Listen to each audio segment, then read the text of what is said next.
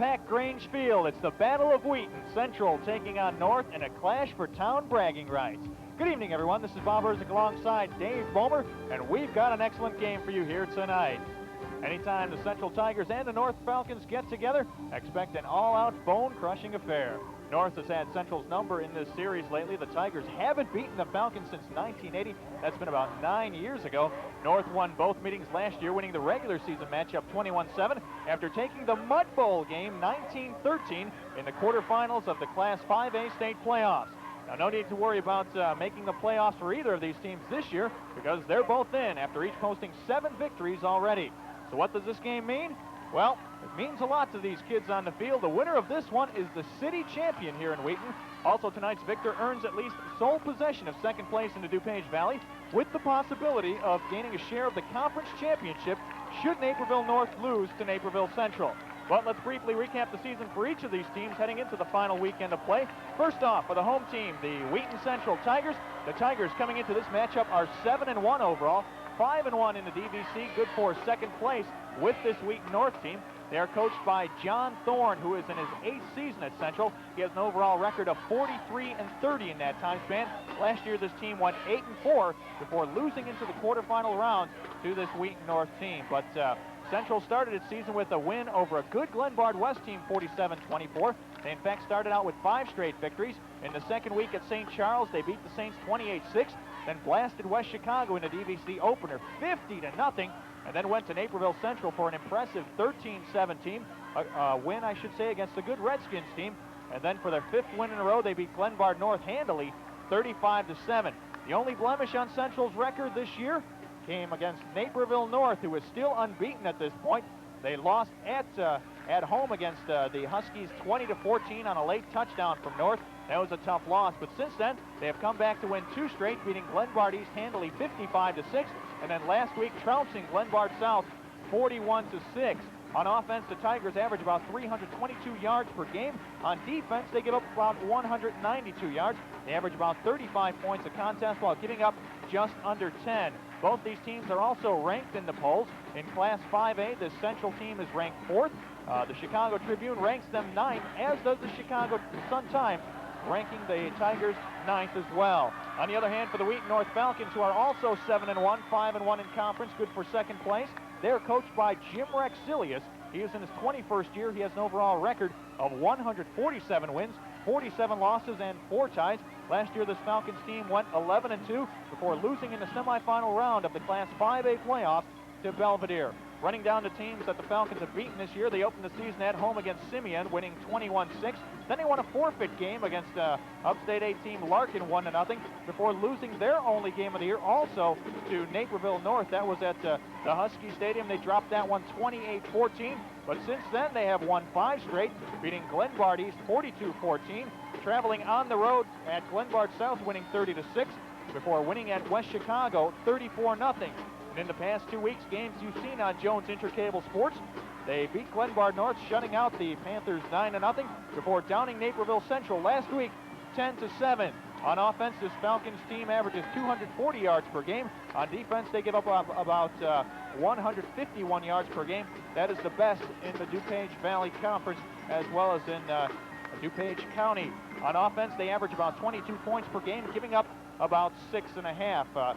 The Falcons also rated in Class 5A. They come in 9th, while in the Tribune they are rated 13th, and in the Sun-Times rated 17th. And Dave Bomer, I guess if you look at some of the keys in this ball game, I guess for Wheaton North, they would like to stop quarterback Jeff Thorne of the Tigers. He has thrown already 19 touchdown passes, and on the other hand, the Falcons would, I should say the Tigers would like to stop that potent running game of Wheaton North. And of course, mistakes always seem to play a role in these games, so the team with the least mistakes here today will probably end up possibly on the upper end. And there was a comment that Coach Thorne said in the newspaper this morning, in fact, was the team that didn't make the mistakes, particularly on special teams, was probably the team that was going to come out. That it could come down to a mistake on the special team part of the game. And you know that special teams unit for Wheaton Central has been a great unit this year. They've blocked, I believe, like 8 punts this year and about 2 or 3 extra points or field goal attempts, and they've gotten a lot of points off that unit. And Coach Thorne told us earlier this week that he was very pleased with that unit. Well, it could be a coincidence that he made that comment about the special teams making a difference, because they have performed superbly for them all year long.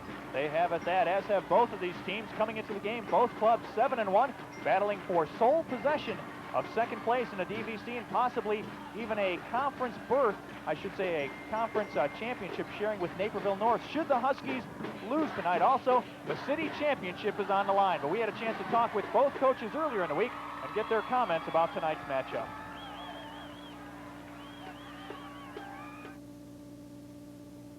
Well, Jeff's got to be able to complete a pass once in a while when we really need it, and we hope to get Dudek into the offense early. And Mike Wormlinger has become a great blocking tight end, but we also like to watch him catch the football a little more than what he has the last few weeks. Our running backs did real well last week against Glenbard South, and they needed that encouragement because we've had a little bit of trouble running the football in the weeks prior to that. Well, it's going to be a great one. John Thorne says in the paper this is the best team he's been associated in 20 years, and they've had some great teams down there, and John does a great job. And the only thing that would be even better if we were both undefeated. That would even be better than that. But I don't think you can find a finer high school game in the area in that. And I think they're definitely favorites because the type of the way they've been playing in that. They've got a great football team. And the Tigers will be looking for revenge. They have not won in a long time against these Falcons. Let's run down the starting lineups for both these clubs. First off, for the home team, the Wheaton Central Tigers. On offense, at quarterback, the senior, number 1, Jeff Thorne, 5'9", 170 pounds. At the running back spots, number 3, Bill Hess, 5'8", 150 pounds, and a senior. At the fullback position, number 34, Marvell Scott, 5'8", 198-pound junior. At the wideout position, number 14, Troy Swanson, 6'1", 145 pounds, and a senior. At the split end spot is number 23, Chris Dudek. He's a big play ball player at 6'3", 191 pounds, and a senior. The tight end, Mike Wormlinger, he'll surprise a few with his speed and great blocking technique. He is 6'4", 202 pounds, and a senior. On the line, anchoring it is number 55, Jamie Moss, 5'6", 160-pound senior. He is at the center spot. The two guards, number 52, Doug Johnson, 6', 219 junior, and number 70, Chuck DeVito, 6', 197 pounds, and a senior. The two tackles tonight, number 75, Jeff Mametti, 5'8", 214-pound senior, and number 56, John Moyaki, 6 feet, 196 pounds, and a senior. Running down the defense now for the Wheaton North Falcons. At the tackle spot, number 57, Matt Wines, 5'11", 205-pound senior. At the other tackle position, number 79, Andy Nicholson, a big kid, 6 foot, 241 pounds, and a senior. The two defensive ends, number 61, Bill Kroger, 6 feet, 200-pound senior, and number 87, Mike Faywell, 5'11", 181 pounds, and a senior. They play 4 linebackers on the outside, number 45, Jim Rose, 6 feet, 180 pounds, and a senior. At the other outside spot, number 80, Kyle Ackerman, 5'11", 175 pounds, and a senior. The two inside guys are number 32, Matt Steyer, 5'11", 195 pounds, and a senior. And number 55, Vince Minetti, 5'11", 185 pounds, also a senior. The two halfbacks, also known as cornerbacks, is number 3, Steve Thomas, 5'11", 155 pounds, senior. Number 15, Brian Steyer, just a sophomore, 5'11", 165 pounds. He is at the other halfback cornerback spot. And of course, the safety tonight is number 11, Jason Schnack, 6'1", 170 pounds, and a senior. On offense for the Falcons this evening, they are led by their quarterback, number 6, Mike Kinney. He is a Division I prospect, 6'3", 200 pounds, and a senior. The two running backs, number 22, Kyle Kelso, 6'1", 185 pounds, and a senior. And number 32, Matt Steyer from the fullback spot, 5'11", 195 pounds, and a senior. The slot back tonight, number 45 out of the slot offense for the Falcons, Jim Rose, 6 feet, 180 pounds, and a senior. At the wideout spot, just a junior, number 1, Tommy Garcia, 5'9", 145 pounds. At the tight end position, number 87, Mike Faywell, 5'11", 181 pounds, and a senior. On the line, anchoring it is the center, number 57, Matt Wines, 5'11", 205 pounds, and a senior. The two guards, number 61, Bill Kroger, 6 feet, 200 pounds, and a senior. And number 63, Sean Quinn, 6'2", 197 pounds, and a senior. The two tackles, number 75, Dave Richards, 6 feet, 225 pounds, and a senior. And number 79, Andy Nicholson, who is 6 foot, 241 pounds, and a senior. Switching now to the Tigers defense at the nose guard position, number 66, Tyler Clemens, 5'7", 174 pounds, and a senior. The two tackles, number 51, Tom Sion, 6'1", 205 junior, and number 52, Doug Johnson, 6', 205 junior. At the defensive end positions, number 56, John Moyaki, 6 feet, 215 pounds senior, and number 79, Marty Wormlinger, the twin brother of Mike Wormlinger. There's 3 sets of twins on this Central team, but Marty is starting at defensive end. He is 6'4", 198 pounds, and a senior. The two linebackers in the 5-2 lineup for Central are number 21, Stan Kroll, 6', 211, and he's a senior, and Chucky DeVito, 6 feet, 197 pounds, also a senior. At the cornerback spots, number 3, Bill Hess, 5'8", 150 pounds, and a senior, and number 42, Mike Delgaldo, who's 5'10", 159 pounds, and a junior. The two safeties, number 34, Marvell Scott, 5'8", 198 pounds, and a junior, is at the strong side, while at the free safety position is number 40, David Shutters, who's 6', 174 pounds, and a senior. But checking the DVC standings, as we mentioned earlier in our telecast this pregame, Naperville North is on top, unbeaten at 6-0, 8-0 overall. The two Wheaton schools tied for second place at 5-1. Naperville Central's 4-2 and in fourth place, while Glenbard North is in fifth at 2-4. West Chicago, Glenbard South, and Glenbard East lined out spots 5 through 8. Well, there you have the starting lineups, the standings, and all the other particulars in this game. We'll be back shortly with the opening kickoff on Jones Intercable's Game of the Week.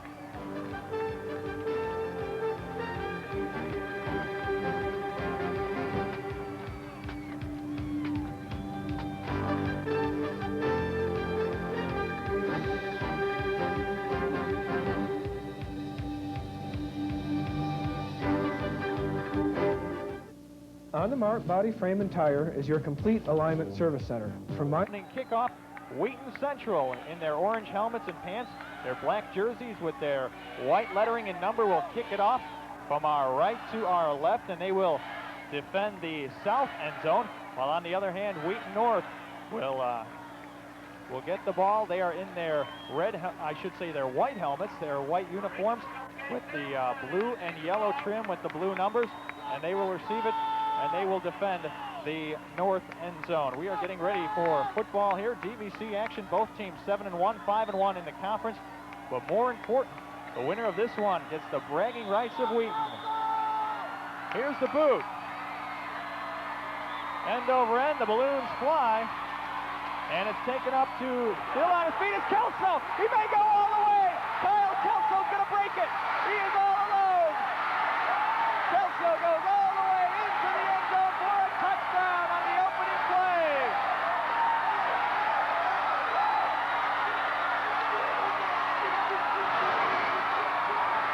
Well, the comment was made about the specialty teams, and you certainly saw a specialty play execution there, right down the middle. Great blocking, broke it loose in the open, he's gone. And Coach John Thorne did not want his special teams to start the ball game that way. But what a big return by Kyle Kelso on the opening kickoff. He took a high end-over-end kick from Rich Sampson and busted it straight up the gut for a long touchdown run. And it is 6-0. Wheaton Central trailing early at home against Wheaton North as Jason Schnack will come on for the extra point. Boy, what a big play. And the extra point is up, and it is no good, as it was off to the right side. So Wheaton North draws first blood in a hurry. Just 15 seconds gone in this one as Kyle Kelso returns the opening kickoff all the way down the field, and it is 6-0 Wheaton North. Let's take a look once again. There's Kelso picking it up at his own 5-yard line and going 95 the other way into the end zone untouched. The only man that's going to catch him there, Marvell Scott, no chance. David Shutters, they all look on as Kelso goes into the end zone, no problem, and it's 6-0. You could see the wedge form right in front of him there. They blocked out everybody that was coming down the middle, allowed him to penetrate through. Once he had daylight, there was nobody that was going to catch him. As you said, Marvell Scott came the closest, but not close enough. 6-0. 6-0. The extra point was no good. You saw our score say 7, but it's actually 6-0 as Schnack missed the extra point. And 15 seconds are gone in this game, and there's already a score on the board as Wheaton North has struck in a hurry. So Schnack will boot it now from his own 40-yard line. As Hess and Scott, the two deep men at the 10. Here's the boot, end over end. It's going to be Hess. Takes it at his own 16. He goes straight up the gut. He's got a hole. He may go. He's at the 45, 50 before being angled out of bounds at the 45-yard line by the kicker, Jason Schnack.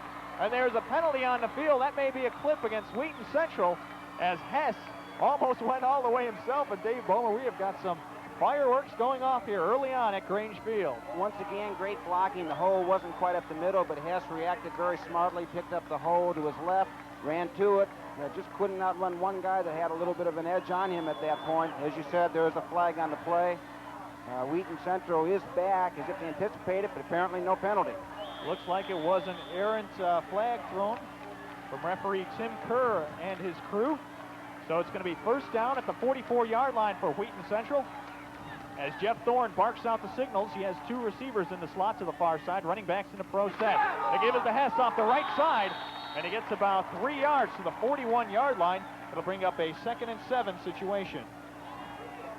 Brad Hess has very good speed. He showed it on that kickoff return.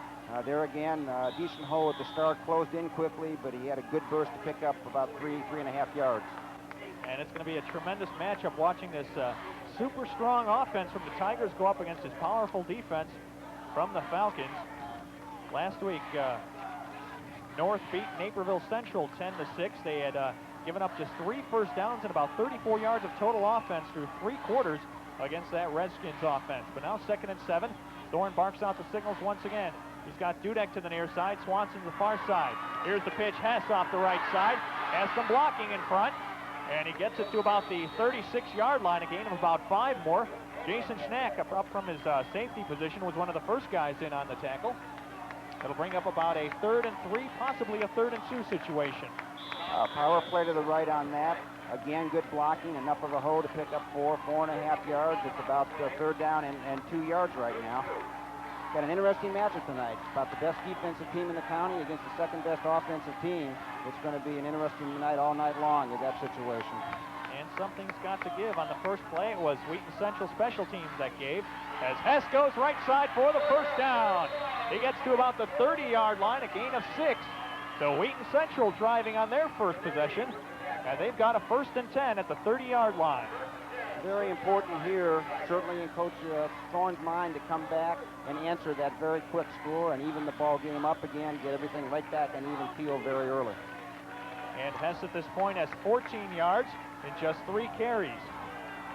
1st and 10, ball at the 30-yard line. Opening quarter, just under 10 minutes to go. It's 6-0 if you missed it. 95-yard kickoff return for the touchdown by Kyle Kelso. Extra point, no good. Big hit in the backfield over there, as it was David Shutters going up the gut. And someone from North put a heavy stick on him, and he's lucky if he got back to the line of scrimmage. Maybe if we could take a look at that again, we could catch the number. Did you catch it, Dave? I didn't catch the number, no. But it was a big hit. You can hear the pop all the way up in the press box. That was a big stick.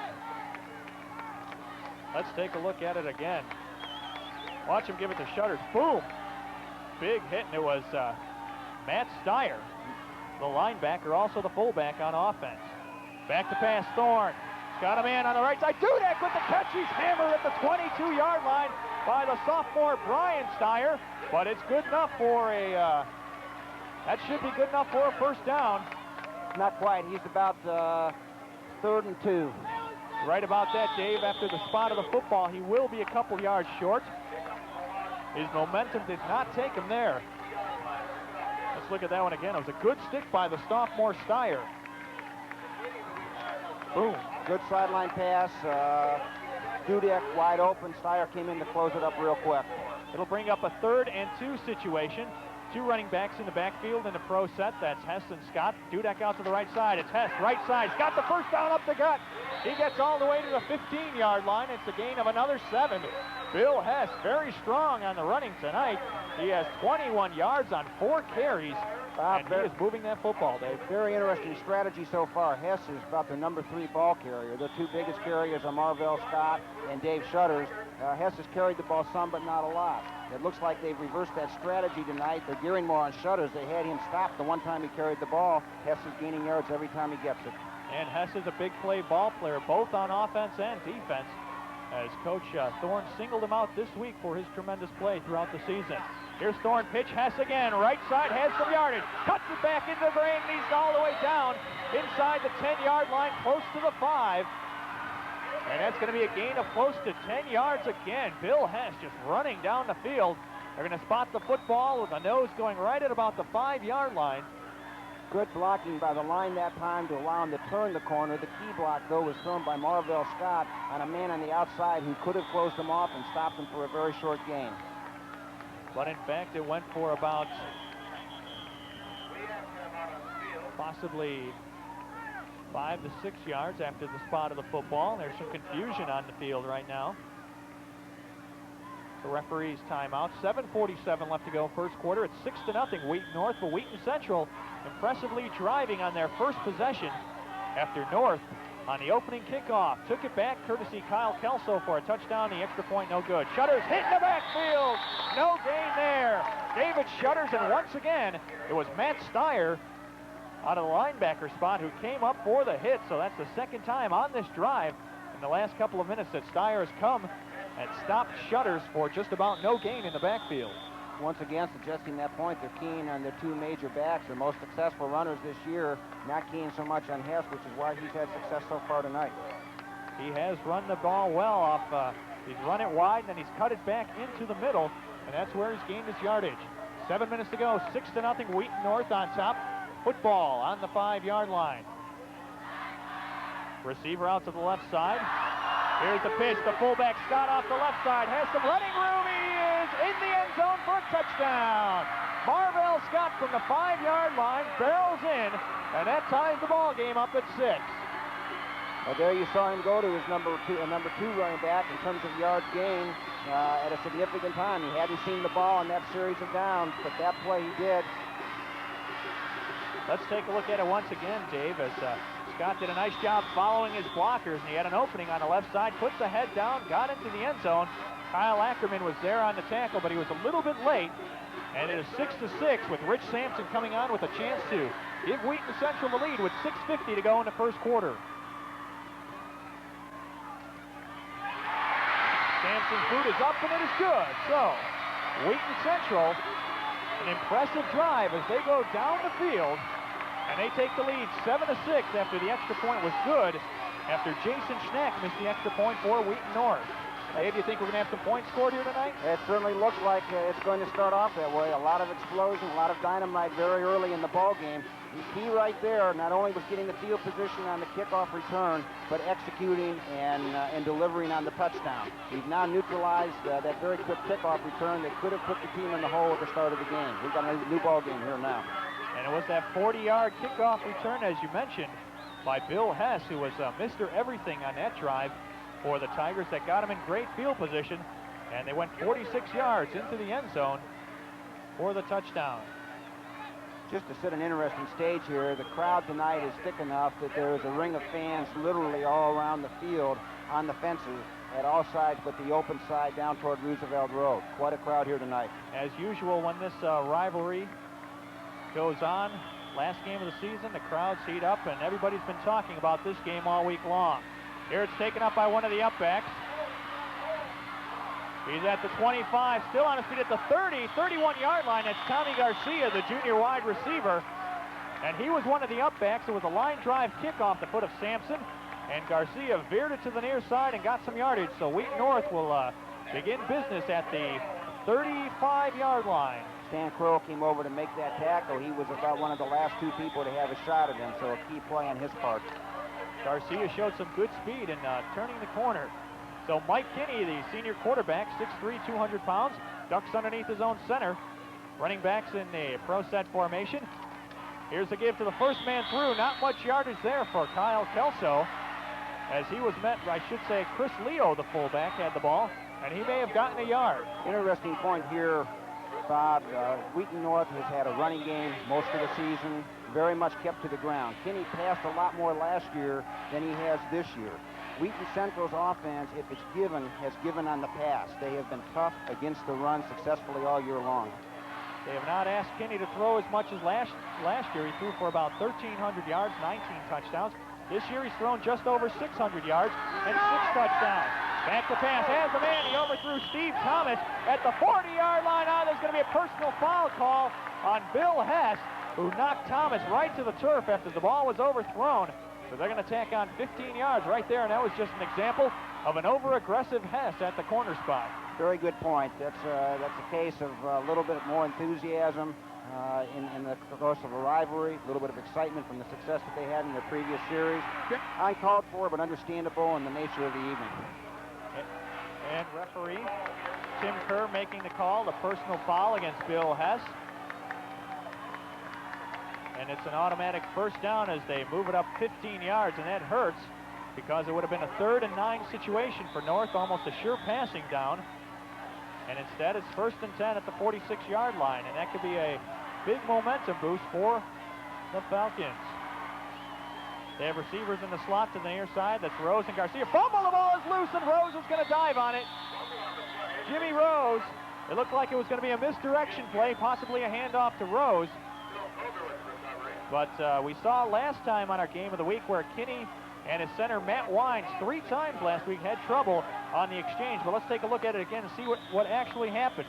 There's the ball loose. We can't actually see where Kinney had dropped the football or why he did it, Dave. But I'm not sure he ever had complete possession. There was never anybody involved in the handoff in that case, Bob. And they had their problems last week, too. 3 fumbles on that exchange from center to quarterback. Here's Kelso in motion far side. Back to pass Kinney. 3-step drop. Has a man in the flare. That's Rose. He's met right away and barreled out of bounds by Marvell Scott at the 44-yard line. It'll be a gain of just 2 yards and bring up a 3rd and 12 situation. First series of downs, Kinney passed on the 2nd down with long yardage to go, indicating that Rick Silius may be thinking more of the pass tonight, realizing how tough Wheaton Central has been against the run. In that case, 2nd down, long yardage, he almost had no choice but to try the pass. He's in a passing situation here with 3rd down and long. Everybody in the place is going to be looking past, but you never know with Coach Rex. He may fool a few people and go with that misdirection play that he likes to give to Jimmy Rose.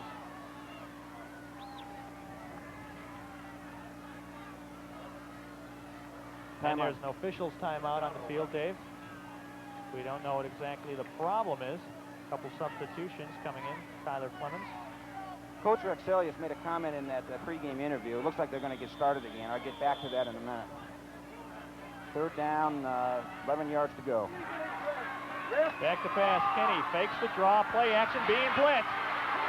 And he's going to be taken out. Still on his feet. No, and now he's going to be taken down for a big loss.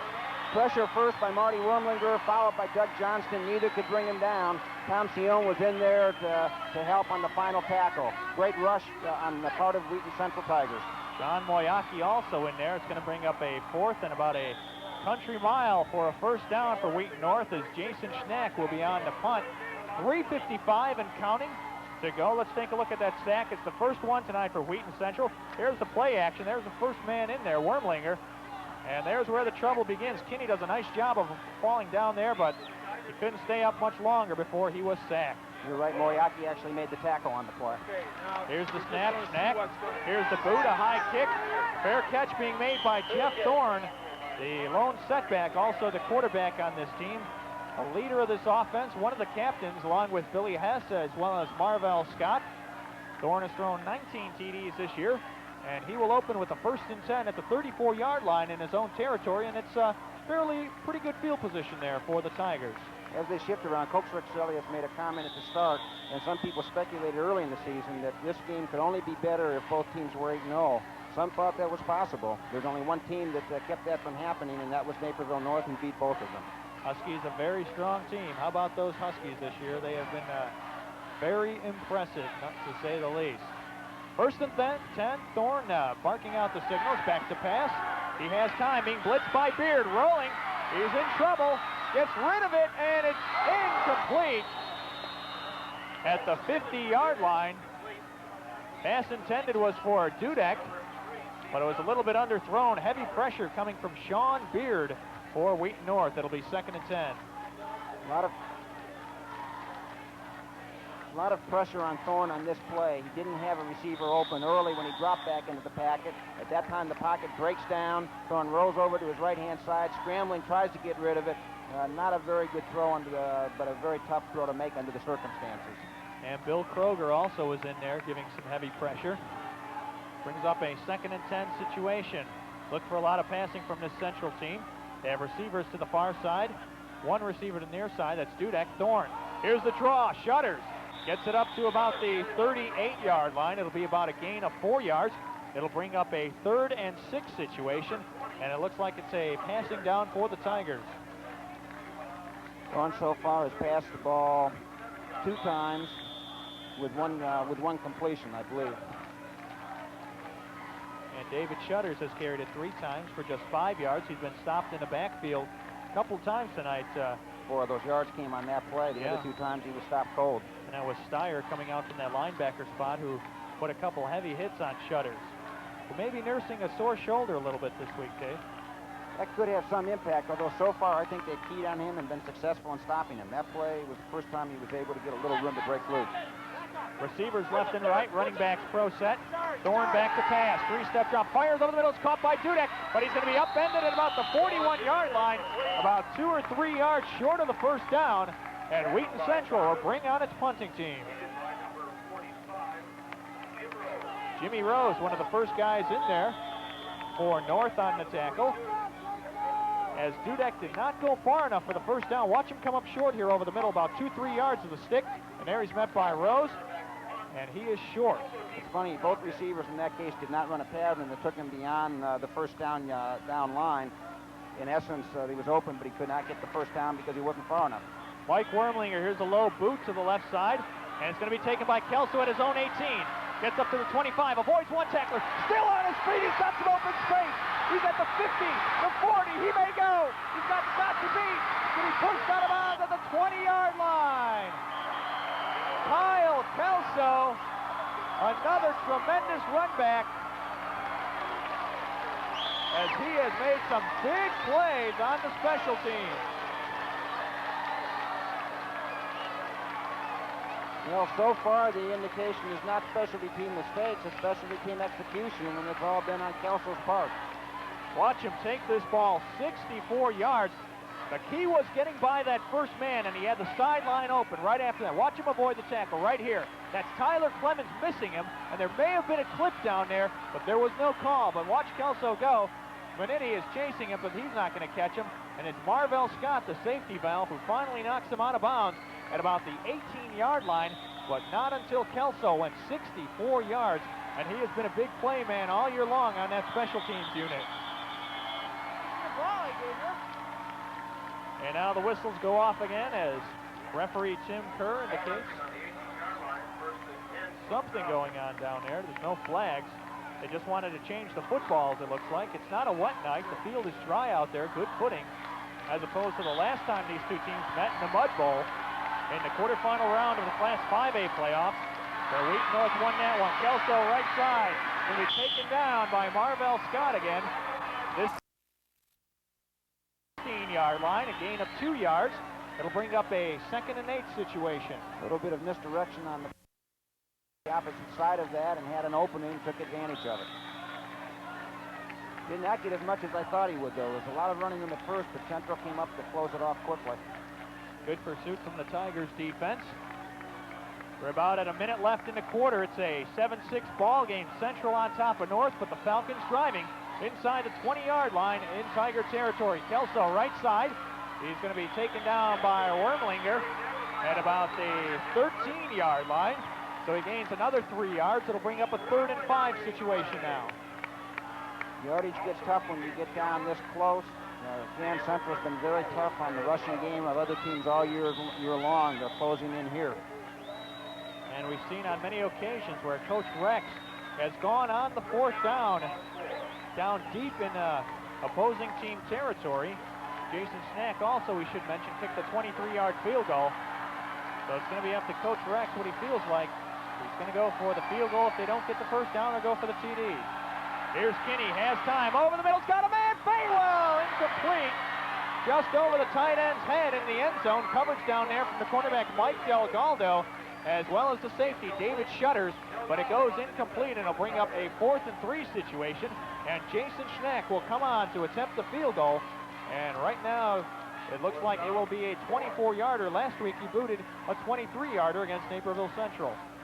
The receiver was basically open on that play, Bob. It looked like he froze when the ball was thrown because he stopped in the end zone. The ball was just over him, and just slightly. Had he moved a couple more steps, he could have had it. Kinney threw a rocket, and in fact, it's actually going to be a 30-yard field goal, as Schnack is set up just a little bit right on the right hash mark. Here's the boot, and it looks like it's good. Yes, it just makes it. He shanked it a little bit, but it just got there. So the field goal is good as Wheaton North is back out on top, 9-7, with just 7 seconds left to go in the first quarter as the Falcon fans whoop it up in the stands.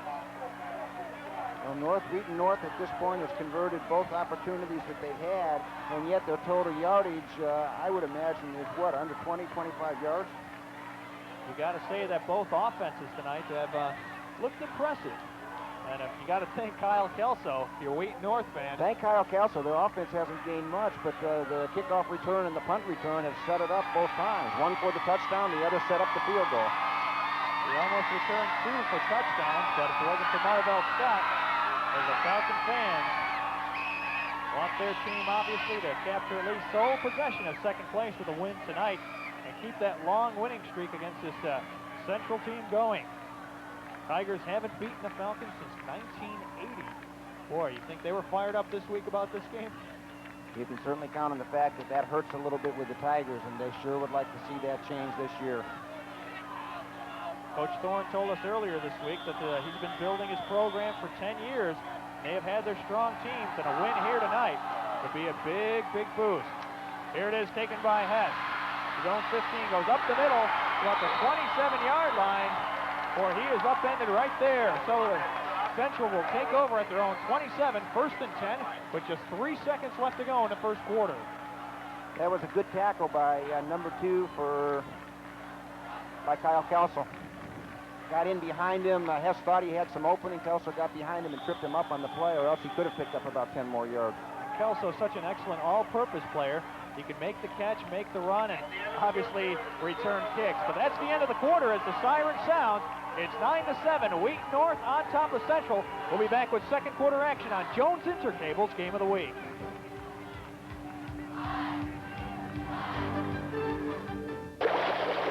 Sparkling spring, sparkling spring. Once you...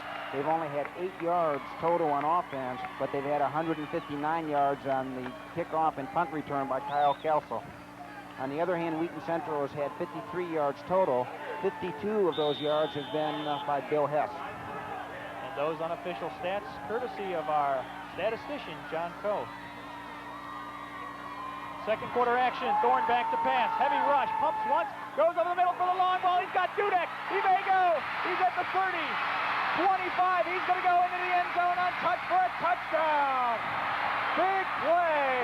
This one going 72 yards on the first play of the second quarter. And just like that, Wheaton Central has struck back, and they lead 13-9. I'll tell you one thing, I don't think anybody thought this would be an explosive ball game particularly. I think we expected both teams to play it fairly close, and so far the combination of the execution on the 2 kickoff and punt returns and the execution on that long pass drive are making for one heck of an explosive ball game tonight. Well, I'm really shocked too. I thought this game was going to be just like the sophomore contest that preceded this, where both teams ended up tying at 6-6. Boy, we have seen some fireworks early on here, some big plays. A Kelso 95-yard touchdown return on the opening kickoff, and this one 72 yards as the extra point is converted by Rich Sampson, and that makes it 14-9 Wheaton Central. And there have been just tons of scoring early on between these two teams. You wouldn't expect it, as Wheaton Central gives up on the average 9.5 points a game, while this Wheaton North team gives up just 6.5 points. Let's take a look at that touchdown again as Thorne hooked up with Dudek. There he is at the end of it, as he is not going to get caught. He burned the sophomore. Brian Steyer on kind of a look-in pass as he went all the way. Did a little post. Great drop back on Thorne's part. He stayed back, stayed steady. Dudek had a slight step lead, and Thorne led him beautifully, and that's all he needed was that one step to beat out Steyer once he caught the ball. And it looks like Steyer bit on that double pump by Thorne as he pumped once, and then boom, Dudek is gone. And you might chalk that one up a little bit for inexperience, as Steyer is just a sophomore. We're talking about Brian Steyer. His brother Matt at the linebacker spot is a senior. But you know that Steyer kid's got to have some talent when Jim Rexilius puts all that responsibility in the hands of just a sophomore. He was not fooled much. It was just that one little pump and the one little step. But with the perfect pass, that's all Dudek needed with the speed that he has to make that a successful long touchdown. A big kid at 6'3", Division I candidate, as Sampson's boot is taken at the 10-yard line. Going up the middle to about the 29. About a 19-yard return, so it'll be 1st and 10 from the 29. Last year was the first year since 1968 that Wheaton Central had a team in the playoff. So it was the first time that this town had accomplished putting two teams in the playoff. They're going to do it now 2 years in a row. It says a lot for the quality of football that's produced out of this community the last 2 years. And if each of these teams can get past its first-round opponent, there's a pretty good chance they'll hook up again, possibly just 8 days apart the following Saturday in the second round. But the whistle goes off once again. One interesting point here tonight, and it certainly helps. Here we are late October. Temperature right now has got to be about 65 degrees. There hasn't been any rain all week. The field is perfect for a team that plays a passing kind of ball game, and it certainly worked perfectly for Wheaton Central on that play. This field condition has got to help them a lot tonight. Definitely does. A total different circumstance when they met in the playoffs in that mud ball. Here's Kelso off the right side. Nothing there. That's some nice gang tackling over there. John Moyaki, one of the first guys in there for the Tigers, as it looked like Kelso may have lost a couple on that run. Moyaki led the way on that play. He had some help afterwards, but it was mostly, if not completely, his hit that brought him down. It almost looked as if he was telling him what he thought of the two long returns that he made earlier. Under 11 minutes to go in the first half. It's a 14-9 ball game. A lot of big plays in this one. A big 95-yard punt return. I should say kickoff return. The opening kickoff by Kyle Kelso for one score. And a 72-yard touchdown pass from Jeff Thorne. Right here, back to live action. The pass intended for Steve Thomas at the 38-yard line was incomplete. As Mike Delgaldo on the coverage there. As we were talking about the big plays, quarterback Jeff Thorne of Wheaton Central hit Dudek for a 72-yarder. And that's what has given the Tigers the lead at 14-9. Got a replay here. Again, the pass is over to the left-hand side, a little bit high on the throw. It looked catchable, though, Dave. If it hits him in the hands, he should probably come down with that ball. Yeah. But Thomas did not do that, so it just goes as an incompletion, bringing up a 3rd and 9 situation. Back to pass, Kinney. He's being pressured. He fumbles the football. It's loose. And let's see who got there. It looks like Central may have it. They're still fighting for it. Mike Faywell was down there for North. Well, let's see who they're going to give it to. Boy, if North recover that one. Central's coming out like they've got the ball. They do. What a big turnover right there. That one was fumbled as Kinney did not see who hit him from the side as he was going to try to run it up the gut. But the fumble was recovered over there by Central. Let's look at it again. Big pressure. And Kinney was sacked for the second time. Let's look at it. Plenty of time on the play action. Moyaki and Wormlinger. It's Wormlinger who strips the football loose. And it looks like Tom Sion, 51, I think, was the one that pounced on it. I think you're right about that. It was him and Faywell struggling for it. And looks like Sion came out on top. 1st and 10 from the 29-yard line. Great field position. Back to pass. Thorne has some time. Puts it up. Intended for Dudek. He never saw the ball as Steyer again on the coverage. But it goes as an incomplete pass.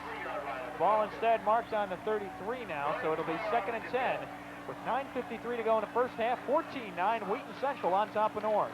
Not a bad call. A quick touchdown pass on that particular play, and you can help demoralize a team fairly quickly. They figured they'd test to see if Lightning could strike twice real quickly on that side against Steyer.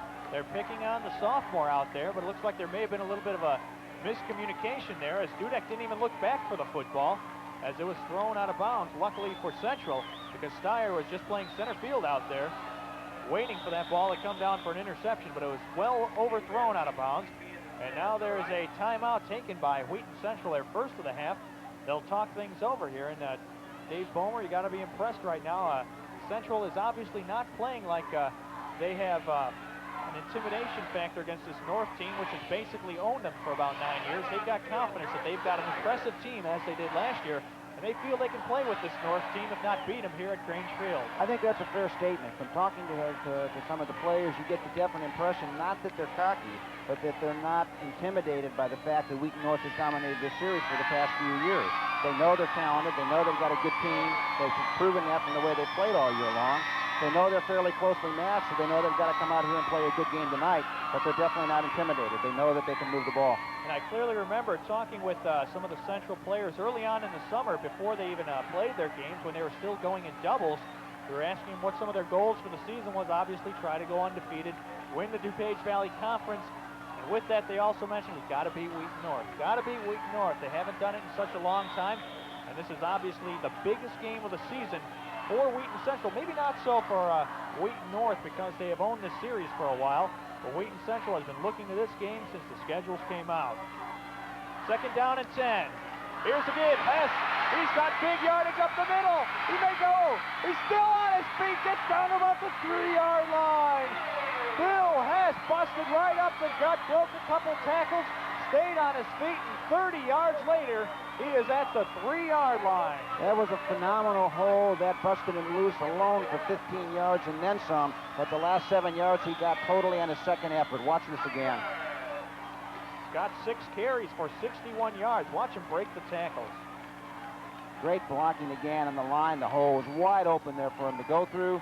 But the last part on the 10-yard line, he's hit, should be brought down, and keeps diving forward and fights off 3 tackles in the process. And he's stripped by Steve Thomas, the cornerback, in that final phase, and he got down all the way deep in territory. So first and goal from the 3. Here's Scott left side. He may go in. He does. Marvell Scott picks up his second touchdown of this game. This one coming from 3 yards out. And Wheaton Central pouring on the points. It's now 20-9 with the extra point coming with 9:15 to go in the first half. One of the surprises here, Wheaton North, as you mentioned, has only given up slightly more than 7 points a game. Would you think that early in the second quarter they would have given up 20 to 21? I'm shocked at the way things have turned out here. Of course, that big play, the 72-yarder, gave them 7 of their points, but they have marched the ball down the field against this Wheaton North defense. A very strong defense, as you mentioned, Dave, as they are only giving up a little bit over 6 points a game and just 151 yards of total offense, as the extra point hits the upright, but it is no good, it looks like. From our vantage point, it looked like it may have been good, but I guess it went left of the goalpost instead. So, a missed extra point for each team, and it's now 20-9. More jitters on the part of the kickers than some of the other players, maybe. That's possible, but it's still an 11-point lead right now for the Tigers, who have looked impressive. So let's take a look at it again. Marvell Scott broke off the left side. Not much interference for him there. He butted heads at the goal line, but right there, he just went right in. It looked like that was the sophomore Steyer that he put the shoulder into. There was no match. The most impressive thing here tonight, Bob, along with the fact that Wheaton Central has scored so much, has been their line play. Their front line has blocked superbly on 3/4 of the plays at least. They have had holes to the wide open holes for the runners to go through. When you've got that, you're not going to be able to stop them too well. You're putting all the pressure on the secondary, and with the speed that Wheaton Central's runners have got, they can pick up a lot of yardage. I think you hit it on the head, Dave. So we talked with Thorne earlier this week, and the one thing that he mentioned was the vast improvement that his offensive line has had over this season, and you're seeing it here tonight. They are impressive. Here's a short kick. Still loose out there. Kelso finally gets up to 10. He's dangerous, but he's met right away. He only gets up to about the 19-yard line. It helped that that ball was slapped around for a while, giving Wheaton Central a chance to get down there in a hurry. They wanted to keep it away from Kelso, who has hurt them badly twice tonight so far. And they did a good job. Kelso got the ball, but not until Central got down there, and he could only return it 9 yards. So it'll be 1st and 10 at the 19. Brad Pearl got down there first to make the tackle on the play. In that case, the squib kick and the ball bouncing around helped Wheaton Central to penetrate and keep the play from taking place and Kelso from breaking loose. So it brings up a 1st and 10 situation from the 19-yard line. Running back side formation. Davis to the halfback. Kelso off the right side. Penalty markers down. Gets up to a 25-yard line. A gain of about 6 yards. But as we mentioned, a flag is on the play. We'll have to see what the preliminary indication is from referee Tim Kerr. And it's holding against Wheaton North. So that'll bring back that run. It'll bring up a 1st and 20 situation. I believe that was the biggest gain that Wheaton North had from the line of scrimmage tonight. Penalty nullifies it. That is the first penalty on the evening for Wheaton North. Central also has one. Hold on the white. There you hear the call from referee Tim Kerr. That'll bring the football back to the 10-yard line. Bring up a 1st and 20 situation. Definitely not a situation that Wheaton North looks to. As they are primarily a running team, they try to establish the run first, and that opens up the pass for them. If they can run all night, they will, even though they have a great quarterback in Mike Kinney. The challenge again is they're running against what potentially could be the best rushing defense in the DVC. Kinney, here's the draw. Kelso, nothing off the right side. Nice ankle tackle over there. Jamie Moss, who was in there, as well as Tom Sion on the tackle. And there wasn't much gain there, maybe a yard. Let's call it a 2nd and 19 situation now. Clock moving at about 8 minutes to go in the first half. 20-9 is the score.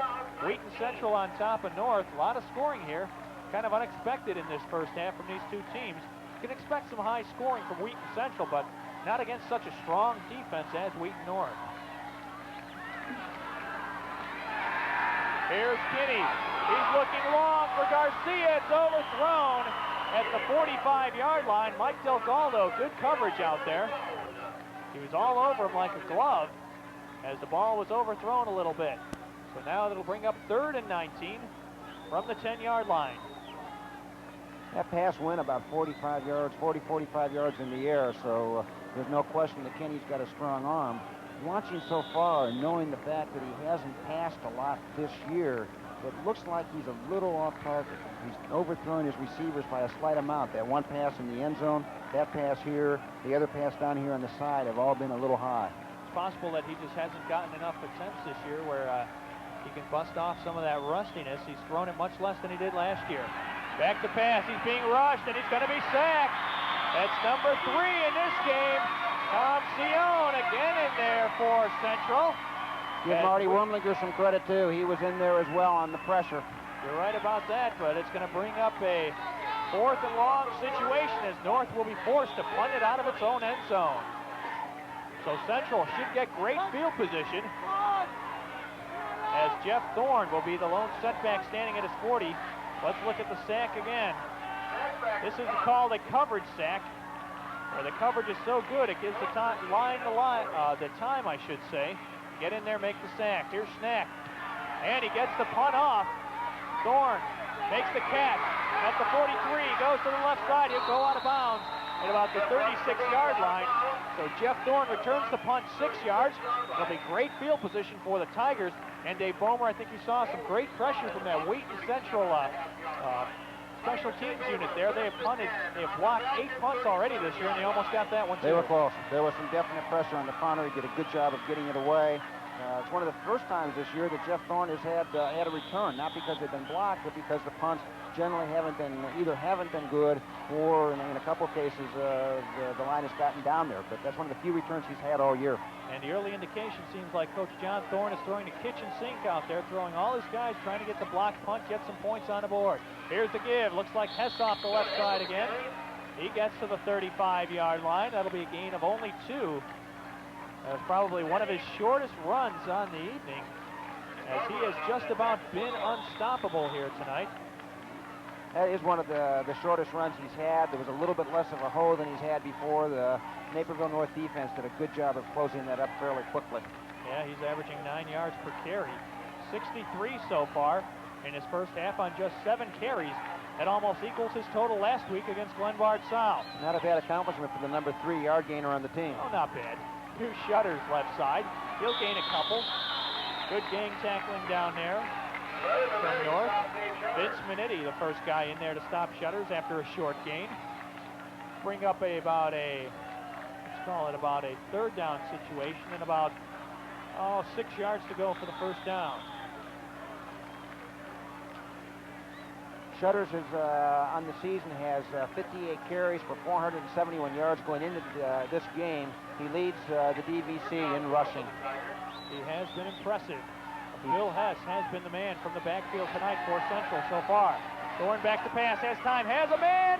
Did he make the catch? No. It was Chris Dudek who almost came up with the shoestring catch at the 15-yard line. Good coverage down there from Steve Thomas, but he could not make it as Thorne throws an incomplete pass so far tonight. He is 2 of 4 for 77 yards and a touchdown. Of course, the big play, the 72-yarder to Chris Dudek. You've got a 4th down and about 5 yards here. Clearly, the way your defense has been playing this game, you're in 4-down territory. Would you go for it? I don't know. I think you should be kind of happy at this point with a 20-9 lead here, but obviously, Coach John Thorne sees it the other way, and he is going for it. 4th and 4, he's got enough confidence in his offense that they can get it here. Big call. Let's see what happens. Thorne back to pass. Has time over the middle. It's slapped down, and it's going to be incomplete, so it backfires on the Tigers. And Wheaton North holds, and they will take over 1st and 10 at their own 32. Well, that stop ought to pump Wheaton North up a little bit. On the other hand, you can second guess a coach anytime. Given the situation of the league, given the momentum that he had going, given the way his offense has been moving the ball, it made sense to give that a try where they were. The defense has held them well. They've still got a long way to go to try to put a touchdown on the board with about 5.5 minutes left. Actually 68 yards as Mike Kinney will have to take him down the field as it is 1st and 10 from their own 32. Here's the give. Right side. That's Kelso. Check that. That looks like it's Steyer instead, the fullback, getting the run. That, I believe, is the first time Steyer has seen the ball tonight. He didn't even see it there, Dave. It was actually Chris Leo who got the carry. Okay. We'll get it right one of these hours, but it's a 6-yard gain. Brings up a 2nd and 4 situation. Clock running at 5 minutes left to go in the first half. It's a 29 lead for Wheaton Central, but North has the ball at their own 38-yard line as the give goes this time again to Leo. And he gets it up to about the 40-yard line, another 2 yards. They'll bring up a 3rd and 2 situation. That's 2 of the best games they've had tonight, about 4 yards each crack. They've got a short yardage on 3rd down situation, which is exactly the kind of game that Rex Elias likes to play. They haven't had much yardage on offense, as you mentioned. If you're just joining us, recapping the scoring, Kyle Kelso returned the opening kickoff, 95 yards for a touchdown. The extra point was no good. That made it 6-0. Then Marvell Scott pranced in from 5 yards. The extra point was good for Wheaton Central. That made it 7-6. We'll tell you the rest right after this play. Kinney, here's the give. Right side, a few yards. Foot of Jason Schnack, that made it 9-7. Then Jeff Thorne hooked up with a 72-yard touchdown pass to Dudek, and then a 3-yard Marvell Scott touchdown run. His 2nd of the game closed out the scoring up to this point. Here's the give off left side. Kelso still on his feet. He's in Wheaton Central territory to the 49-yard line. It's going to be a gain of 7 yards. Great second effort on Kelso's part that time. He was stopped about a yard past the line of scrimmage. His turning tore him loose again. He picked up 6 more yards on the play. Let's take a look at it again, Dave, as he eluded a few tacklers and he kept going. He's such a swift type of runner with those swivel hips. Tough to bring down. There you see him aboard 1, 2 tackles, now 3 before he is finally taken down by Moyaki, but not until he gained about 8 yards on it. Here's the give. This time Steyer right side, still on his feet before being taken down at the 44-yard line. He picks up 4 yards, and that will be good for the first down. By far and away the best offensive drive that Wheaton North has had in this game so far is right here. 2 first downs in a row, all on the ground. It's interesting, with a little over 5 minutes left at the start of this drive, Rexelius obviously is saying, 1, he still has time in his running game, and number 2, he thinks has confidence in his running game, and number 2, thinks there's enough time left to put some points on the board with that running game. There's actually about 3 minutes left in the first half, as North is down by 11, but they're driving. Kinney back to pass, has time, looking long, it's going to go incomplete. Pass was intended for Kelso, however, Hess was all over him at about the 15-yard line, and it goes an incomplete pass. However, that will stretch the defense out a little bit. It brings up a 3rd and 10 situation now for North. Check that at 2nd and 10 instead. So that was probably a pretty good call from Coach Rex. He'll spread out the defense, as we just mentioned. Possibly they can throw a few passes underneath. Good call as well. They've had 5, 6 running plays in a row. It's a good time to see if you've got that defense a little bit more expecting the run and catch them off guard with the pass. Once again, Kinney overthrew on the pass. And you got to keep them honest so they don't key on the run all the time. Kinney looking back again. It's complete this time. At about the 38-yard line, the tight end Faywell making the catch. So it's going to be a gain of 6 yards, bringing up a 3rd and 4 situation. That time, Kinney was right on target. Perfect pass, good protection, good drop back. Straight over the middle kind of pass to a wide open receiver, Faywell. And that was only the 2nd completion on the night for Kinney. He's 2 of 7 for just 8 yards. 3rd and 3 now. Coming up to the 2-minute mark in the half. Running backs in the pro set. Slot left side. Here's the give. Steyer right side. He's going to go forward for the first down. Matt Steyer twisting off of tacklers and keeping those feet moving, and he gets enough for the first down. A gain of about 3, maybe 4. That was just his 3rd carry of the night. He's got 9 yards. I think at this point, with 2 minutes left, Rexelius is going to need to play his timeouts well or get a couple of good gains from the run. I expect he's going to have to put the ball up in the air a couple more times, though, if he hopes to score before the half with a touchdown. And he's shown he's not afraid of it. One thing I'm surprised at this point, they haven't gone to Jimmy Rose very much. He's a big play guy for North on offense. Now Kinney puts the ball down, still on his feet, and he gets all the way down to the 25. Mike Kinney gaining 9 yards on that one. He's not the most adept quarterback at running. He's kind of slow, doesn't have great mobility, but he did a nice job of avoiding tacklers there. Let's look at it again.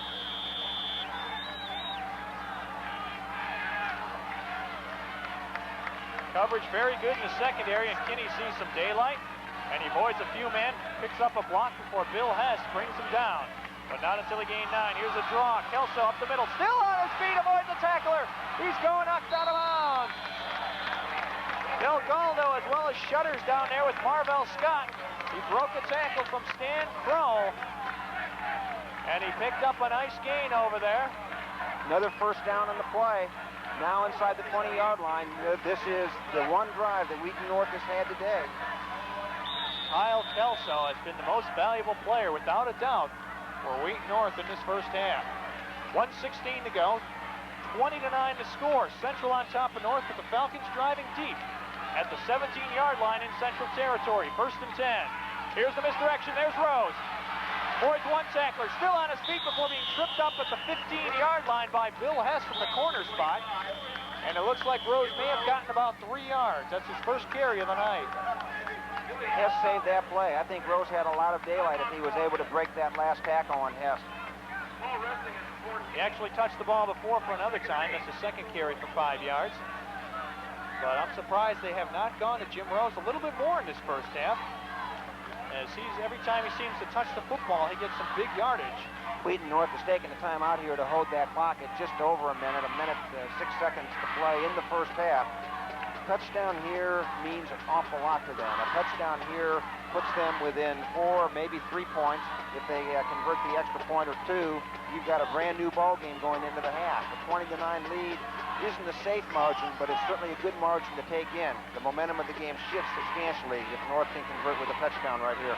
Right about that. Up to this point, before this drive, it was pretty much all Central, as North basically scored its points because of Kyle Kelso's excellent returns off the opening kickoff, he went 95 yards for a touchdown. Then he had a big punt return as well that set up another score. But beside that, except for this drive, it's been all Central. But as you mentioned, Dave, a touchdown here for Wheaton North will really swing the pendulum in favor of the Falcons here, even though they will still be trailing at the half. 1:06 to go in the second quarter, 20-9 the score. Central on top of North.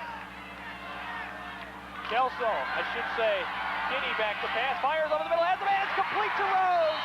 Rose is down to about the 4-yard line, and he's slow in getting up. A 10-yard gain. Jimmy Rose was hit hard in the middle, and he is shaken up, but he made the catch as Kinney completed the pass. Let's look at it again as you see Rose lying down on the back as the trainers look at him. Watch Kinney, has plenty of time. There's a completion. He's hit by a couple of guys, sandwiched by Hess and Shutters. And Jimmy Rose is up on his feet, and he's just going to get a breather on the sideline. He's a tough kid. He's a tough kid. I think he was just shaken up. He was double teamed on that play. Nothing fancy on the play. Good blocking on the line, good dropping back on the part of Kinney. Good pass right straight to Rose. Clock running, under a minute to go in the first half. Now Wheaton Central takes a timeout. Central calls a timeout. That is their second one of the half. They will have one remaining. On the other hand, Wheaton North has just called one timeout, and they will have two remaining as there's just 51 seconds left to go in the first half. Wheaton Central on top of North, 20-9, and Dave Bomer, we mentioned it earlier, you got to be surprised at the offenses of these two teams. Wheaton Central has a pretty decent defense of their own, but Wheaton North on this particular drive has been pretty impressive. The line is improved. The line is definitely doing a better job blocking than they did in any of the other series of downs. I think they had 3 other series in the game, and they just weren't executing well. They've executed here. They started with a basic running game that they played so well with all year long, picked up 2 first downs, and while they didn't open it up on that long bomb that Kinney threw, they did loosen the defense enough to start throwing more passes, and that's been the success here. They've been mixing the plays up, throwing the ball some, running the ball some. That's why they're down here in the 4-yard line now, goal to go. And keeping that Central defense off balance is the key to any type of offense being successful against the defense. Got to run and pass the ball. Coach Rex likes to establish the run and then go with the pass. He's got a good quarterback in Mike Kinney. And Kinney has been moving this team down the field on this drive. 51 seconds to go in a half. Ball at the 4-yard line. Here's the give. Kelso avoids one tackler, and then he's going to be knocked down. Looks like he just got back to the line of scrimmage as the clock continues to roll. It's a 2nd and goal situation now. Tyler Clemens penetrated on that play, almost put a real quick stop to it. Up to the line of scrimmage again. Wheaton North getting ready to go. Quick huddle from the Falcons. Here's the give again. Steyer, fullback, fumbles the football! And it's going to be recovered by Wheaton Central. Tyler Clemens from the nose guard position picks up the loose football. Check that, it was Boyaki, 56 instead of 66 Clemens. And there was a penalty on the field, but it looks like it's going to go against North. And that was a big turnover. I wasn't sure. The key to that play was the hit that knocked the ball loose. I didn't see who made that hit, but it was hard. Right at the ball, knocked it right out of Kelso's hands. And Steyer looked like he had both hands on the football. Steyer's hands. It was just a big hit, as you mentioned, Dave. And that is a big turnover. 8 seconds to go. This should be the final play of the half. Thorne, in all likelihood, will go down to one knee, as Wheaton Central will be very happy with a 20-9 lead, and they don't even have to wait. They don't have to run a play, as the Central crowd at Grange Field going nuts, as their Tigers are on top, 20-9 at the half. We'll be back with the second half kickoff and stats from the first half very shortly on Jones Intercable's Game of the Week.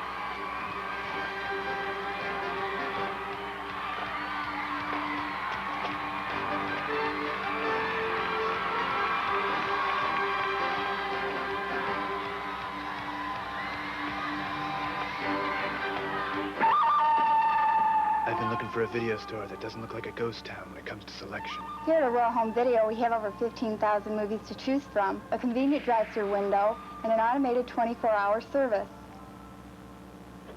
Thank you.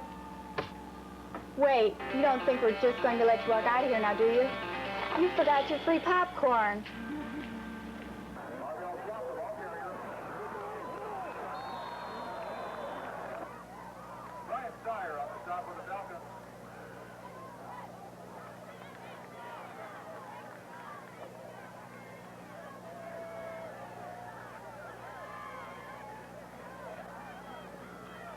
Shutters, the ball carrier. Fumble on the play. Down. At the 47-yard line of the Falcons.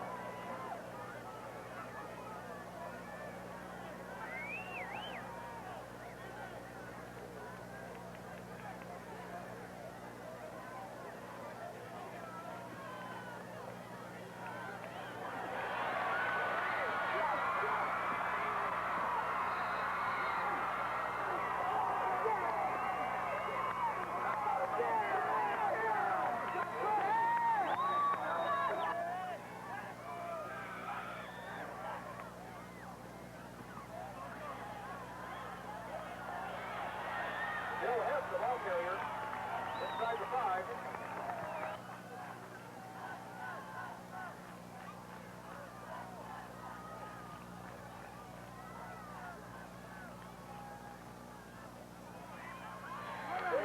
Touchdown. 3-yard line from scrimmage for Dave Shutters.